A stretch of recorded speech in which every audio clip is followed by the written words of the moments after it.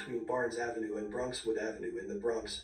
The purpose of the meeting was to rough out some differences between himself and Bezo. Johnson ordered Adams and Bezo. See, this is the situation. This is why lies are bug out, like on a whole different level.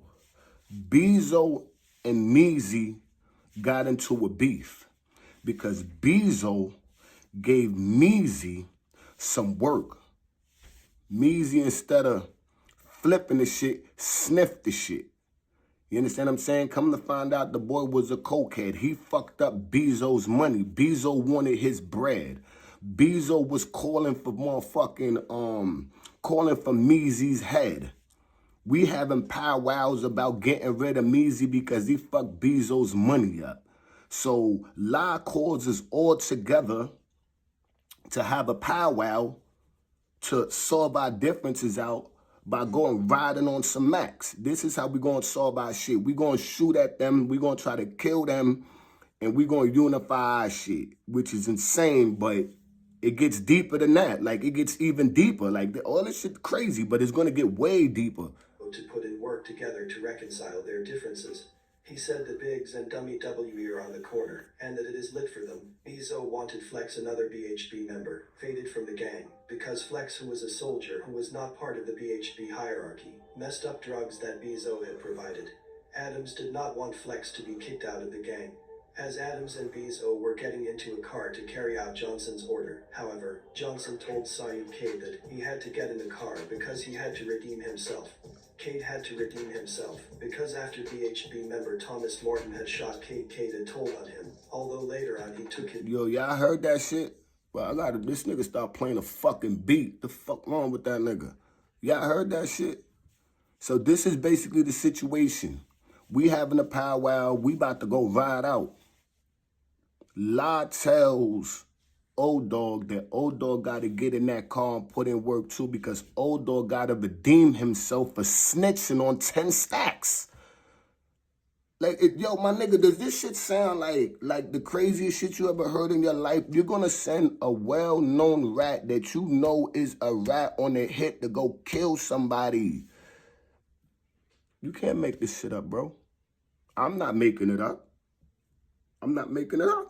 These are stone cold facts. Just listen to this, man. This shit is nuts. Adams did not want Flex to be kicked out of the gang. As Adams and Bezo were getting into a car to carry out Johnson's order, however, Johnson told Saeed Cade that he had to get in the car because he had to redeem himself. Cade had to redeem himself because after BHB member Thomas Morton had shot Cade, Cade had told on him, although later on he took his statement back. Adams, his brother, and Cade got into a car.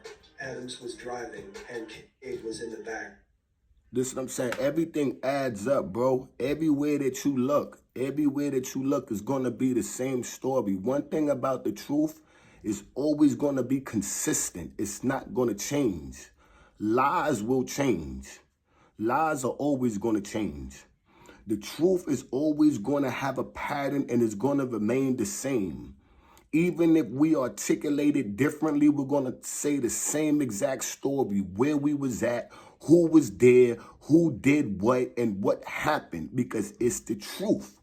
Unless you start distorting it and you start just lying and freestyling and adding shit to it. This is the truth, man. I mean, this is just the undeniable truth. There was mad niggas in that incident. I'm saying Meezy was hungry to bring everybody in the feds. Everybody.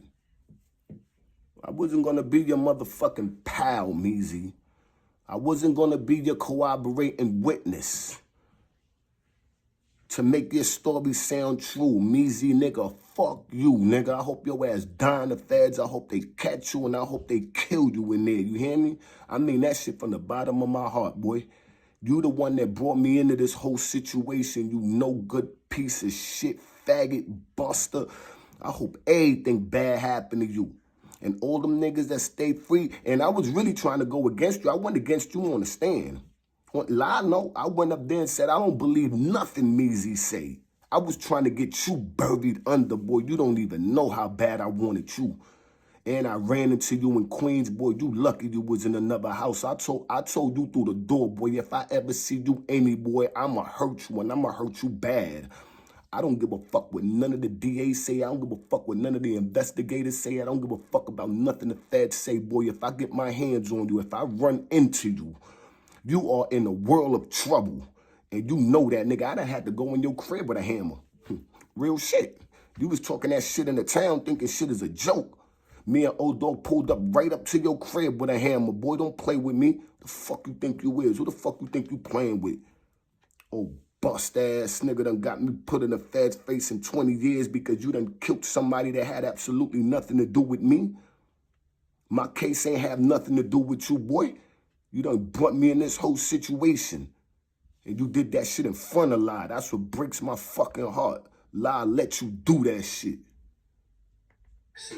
Cade had a baby 9 with him.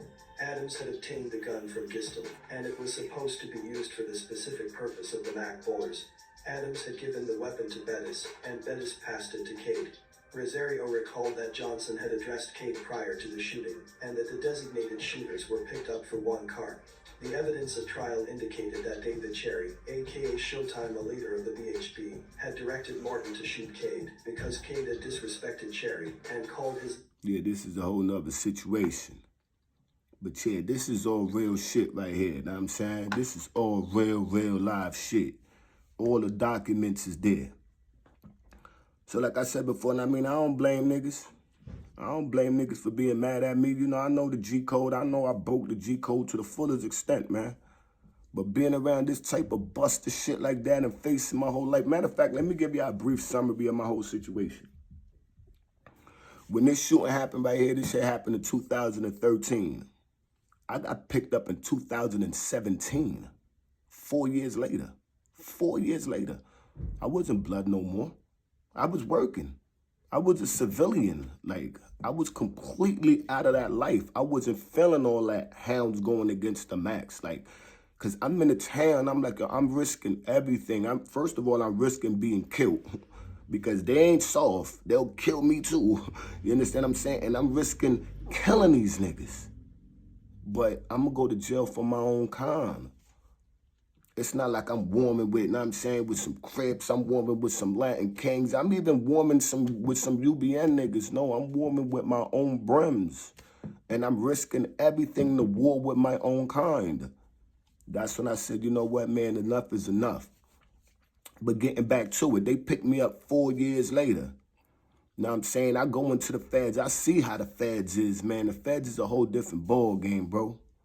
First of all that whole shit is double bunked and better. Like, you're going to do 30 years or do life and you never even going to be in a cell by yourself. Like, never. There's no such thing as a single cell in the cell in the feds. There's no such thing. It doesn't exist.